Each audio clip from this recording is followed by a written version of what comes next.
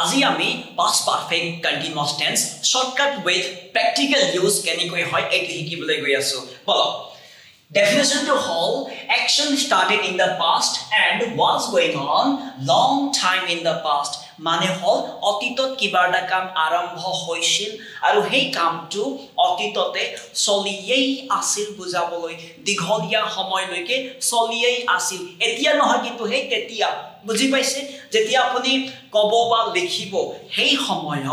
যদি আপুনি দীঘলীয়া সময় কিবাটা কাম চলিয়েই আছিল হৈয়ে আছিল বুজাব বিচাৰে তেন্তে আপুনি past perfect continuous tense ব্যৱহাৰ কৰিব দেই বুজিছে নহয় বলকচোন या আমি কেনেকৈ বাক্য বনাও বলো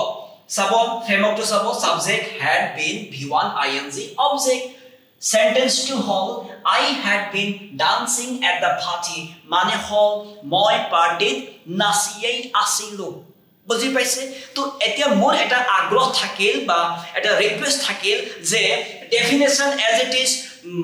মুখস্থ কৰি নিদিব প্ৰ্যাকটিক্যাল ইউজ শিকক আৰু আগবাঢ়ক বুজি পাইছে ধন্যবাদ